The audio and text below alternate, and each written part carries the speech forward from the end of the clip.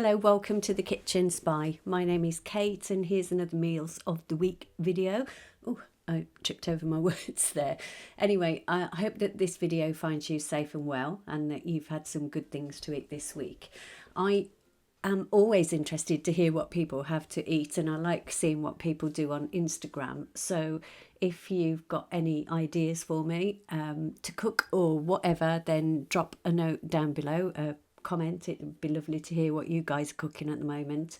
And also over on Instagram, where I post not just food stuff but a little bit of other stuff as well. Anyway, yeah, this week we managed to get down to our caravan because in Wales we are now able to travel within the bounds of Wales to self-catering accommodation. So we went there and spent the weekend cleaning and getting it ready, so hopefully next week it'll be fine, and I put a bit of that on the end.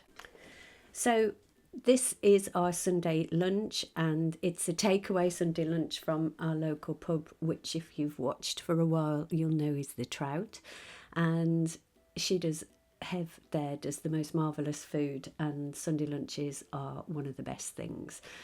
So this is roast beef, as you can see there. Mine isn't gluten-free because it doesn't need to be, so that's a proper non-gluten-free Yorkshire pudding. But my husband gets his, he gets gluten-free Yorkshire puddings and things. They're really good on gluten-free food. And we managed to eat it outside because it was quite sunny. It was a nice day, although we had our fleeces on, but it was just lovely to sit outside. And then on Monday we had fish. So this is my cheesy topped fish, and I have done a recipe for this, so I'll leave it linked down below. But I just served that with some baby new potatoes, just ordinary ones. I can't wait for the Jersey Mids to come along, or Jersey Royals, whatever they're called these days. They're my favourite potatoes of all time. Have you got a favourite potato of all time, or is it just me? Anyway, so I've served that with some green beans and some broccoli, and altogether that came to 379 calories. And it's a really easy meal to cook, really delicious, and it is calorie wise it's really good, and it feels like you're having way more than 379. Then on Tuesday my husband cooked, and he did this chicken pasta layer, which is got chicken in it, unsurprisingly, but it's also got ginger in it and celery and peas and peppers, and then it's cooked in stock, but it's really delicious. I mean, it's just I don't know what kind of flavour profile to describe it as. It's like it's almost like Asian-y type flavours, but it is really lovely. So if anybody wants the recipe for that, just let me know and perhaps I'll do a video. And that portion that you see there was 458 calories. This is enough for 4 people, so we had half of it the next day for lunch. So yeah, it's a really good recipe.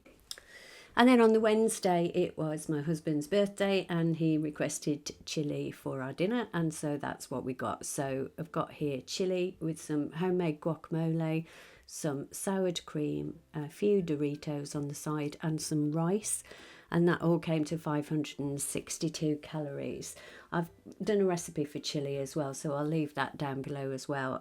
In fact, I'll leave any links that are interesting to this video down below. So I made a big batch of chilli actually, because I'd got a 750 gram pack from Tesco in my haul, so I made a big pack, and that made 6 portions all told. So we've got another 2 lots of meals in the freezer. So yeah, a good day and a really tasty meal. We really love chilli, one of our favourites.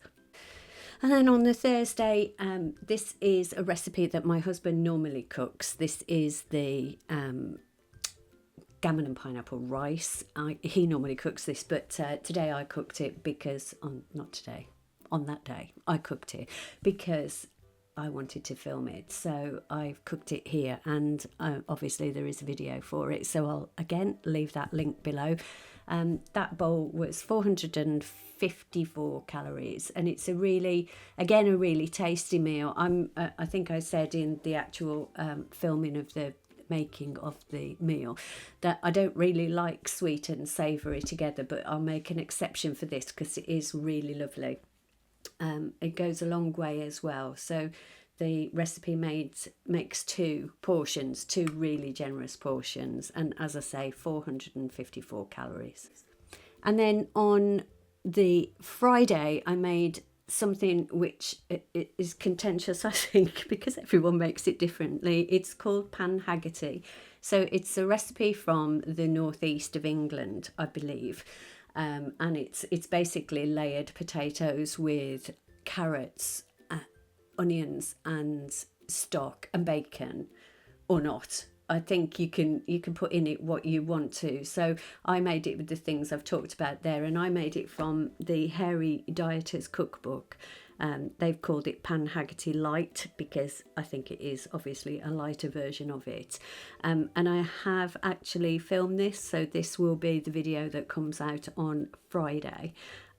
So yeah, it was lovely. This is really lovely meal, and altogether that plate of food came to 379 calories, with 336 of that being the actual pan haggity itself. And then there were just some vegetables on the side, some sweet corn and some broccoli. And then the next day I reused what was left of the pan haggity, and I'll show you what I did with that shortly. So if you are from the northeast of England, or in fact from anywhere, and you know about pan haggity and you do it different to how I've done it here, then let me know, because I think this is a recipe that could be used in lots and lots of different ways with lots of different things, and it's just so simple, literally just layering vegetables up. So yeah, please let me know. I'd be interested to hear what alternative versions of it there are out there. And then on the Saturday we went to our caravan, and because we'd spent the day cleaning and things, I just wanted to do something really simple. So I used what was left of the pan haggity and I fried that up in a frying pan with no oil, just a non-stick pan.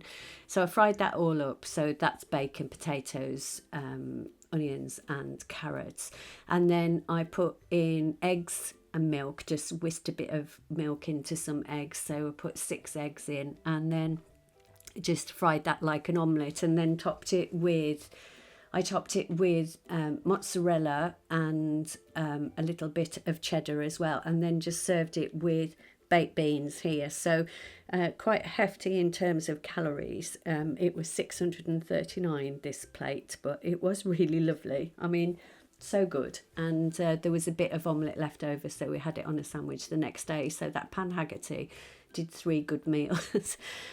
So just a little bit about that chutney, which I just got from a little shop near to the caravan. It is Mrs. Darlington's spicy tomato and sticky onion chutney. Oh my goodness, it is delicious. I mean, like uber delicious. So if you see that anywhere, I definitely recommend giving it a go. Anyway, if you're leaving at this point, thanks very much for watching. And if you're staying on, I just want to share a little bit of our weekend with you. So this was just driving down to where our caravan is, and what you can see in the distance that you can't really see much sea at the moment, but it's out there. I think you can just see where the sea is meeting the sky, and that is over to Cardigan Bay, which is just in beautiful West Wales. So yeah, this was really exciting, just going for the first time in ages. And it's so familiar because we've had a caravan on this site for about 10 years now, different caravans, but yeah, it's just so lovely and we love coming here. It's really relaxing, because it's ours, and you know, it's just really comfortable and everything we need is there. Anyway, down on Pemberton Beach, and I did a live Instagram post on Saturday when I was down on the beach, and I've never done one of those before, like a live story, and I couldn't tell whether people could actually hear what I was saying, so I think I was probably spending most of my time going, can you hear me? can anyone hear what I'm saying? But anyway, but I really enjoyed doing it, and it was good to have a little bit of feedback with people. So for those of you who did join me on that, thanks for that very much. I might do it again if you think it's a good thing to do.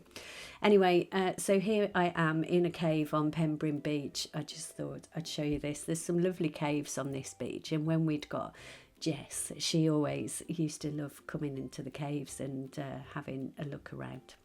So yeah, then on the Sunday, which was a much worse day in terms of weather, we just went up to the lake, which is near to the caravan park, and we saw this swan who had just chased off those geese there. And he was getting right angry with them, and his wings were up. I think he has got a nest on the island. So here he is again chasing some other geese. So those are Canada geese, and he's really not happy with them.